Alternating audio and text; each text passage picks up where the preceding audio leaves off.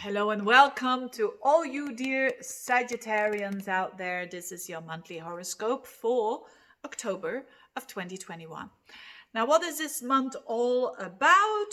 Now, it is like a very social month. Now, don't we like that? I say we. I have my Sag rising sign, of course, as well, and so it's easy for me to tap into your energy of the Sagittarian. This is applicable, by the way, if you have a Sag rising mostly, but also if you have a Sagittarius sun or some other personal planets like your moon or even a Venus or a Mars and Mercury. But anyways, let's get into this month. It's quite a lively month. It's a very social month.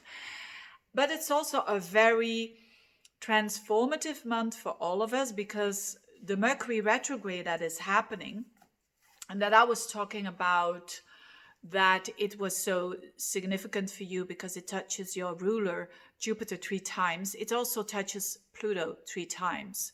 Now I'm telling you that, right? Yes. But I have to make those those readings according to what's happening in the particular month. So and of course your ruler Jupiter is going direct on the 19th.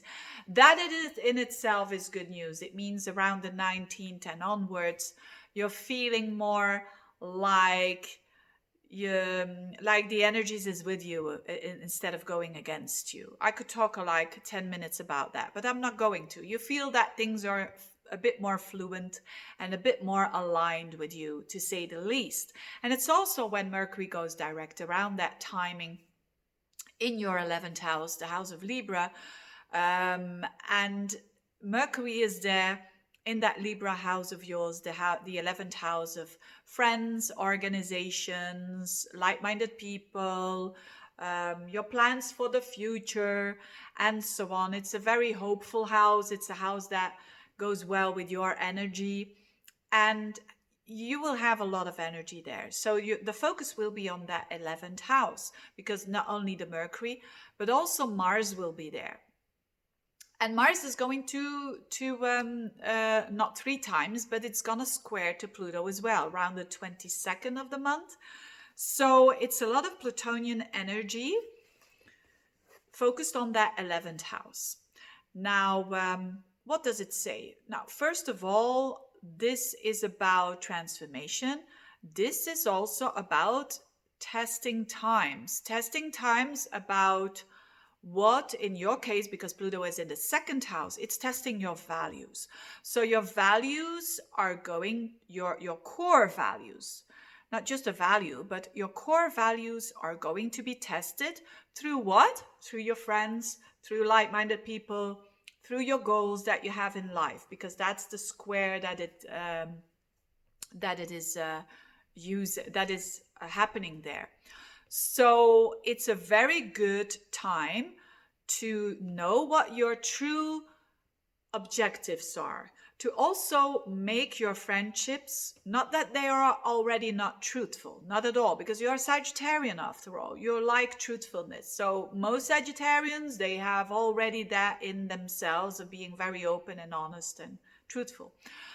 But you're going to be tested here, right? By maybe one friend or maybe one connection or maybe one goal that is going to test how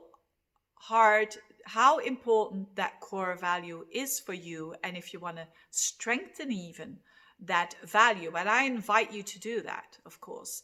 So and you're going to see the results of that already after the 19th, but surely around the first week of November, because this Mercury retrograde is touching Pluto 3 times during the last week. If you're watching this, or actually you're feeling it already now, because this is on a phase with ups and downs. So the end of September, beginning of October, you feel it very strongly. Then the end of October as well, and the beginning of November.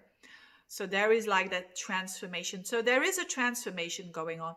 For some of you, this can literally be a friend that is going through some sort of a crisis. And you're going with them.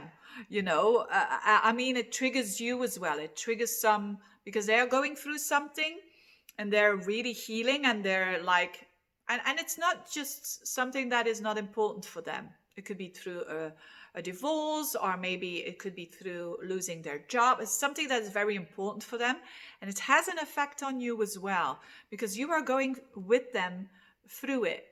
On another level, it could mean that a friend or an organization or an objective in your life is testing you, is tempting you even to go, not respecting your core values. That could be anything, you could, for instance, if you are single, for instance, you could meet someone through a friendship, and let's say they are, and yes, you're having Venus in your sign for the whole month, well, almost the whole month, which is lovely. So you're going to attract people to you, and it could mean that a friend becomes a bit more interested in you, and vice versa.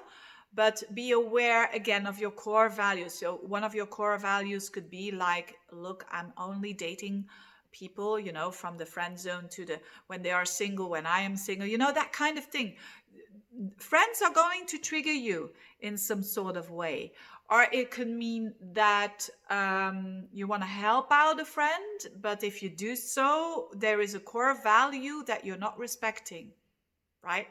And it's that is going to be tested. There's some Plutonian energy that you can't put it under the surface. You can't put it under the carpet. I mean, you have to deal with it.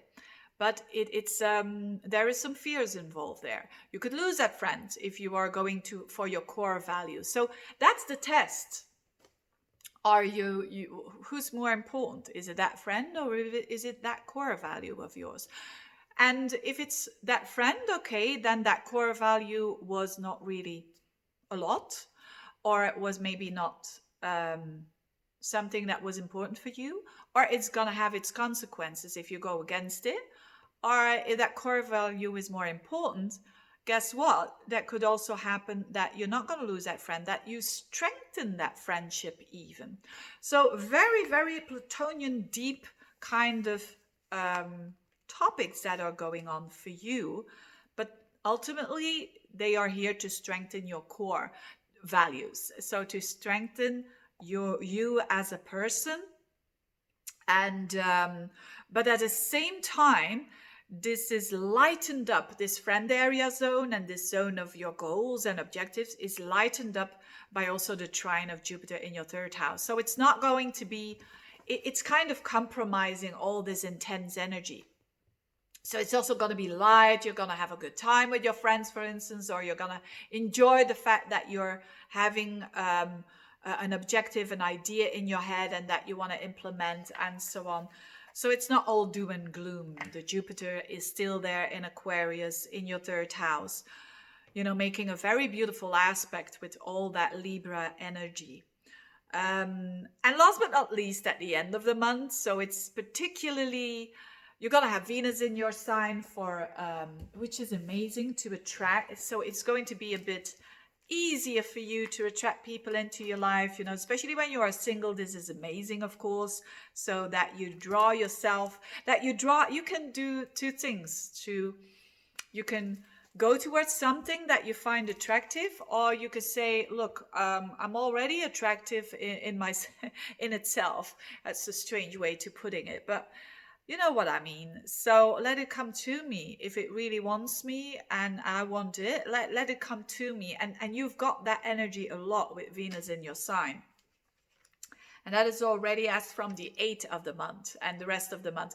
But in particular, be aware of that last week around the 27th, because then Venus squares up to Neptune. So it's very easy for you to kind of do this to other people. So be aware again of your values, your core values that are important for you, not for other people, but for you, so that you're not deceiving others, that they misinterpret what you really truly want. So it's, but I think in a way, I don't think this is going to ruin your life, but It's something to consider, and that people are going to see what they want to see in you. So be a bit aware of that. That normally you're not like that. I mean, Sagittarians are very straightforward. They are even a bit bold. But now you've got that energy of, a bit more like the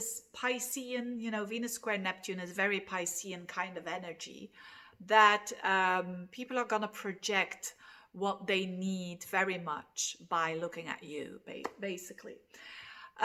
So be aware of that. Having said that, I wish you all the best. I wish you a very, very good month. Thank you so much for listening and see you next time. Bye bye.